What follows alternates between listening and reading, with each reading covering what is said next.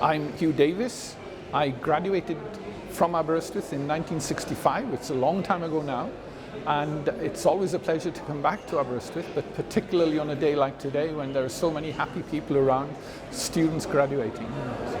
Well, it's particularly special to have an honorary award from Aberystwyth, because Aberystwyth is very dear to my heart, but also in my particular field, Aberystwyth has such a long and distinguished record, almost unparalleled in its achievement. So I feel it's a particular honour to have got this award.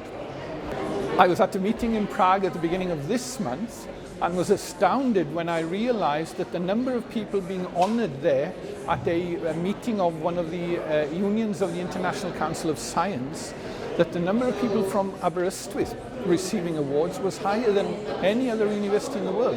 And this made me really proud of Aberystwyth. Also, I recognised that I was meeting up people that I had known over my career and who had graduated around about the same time as I had.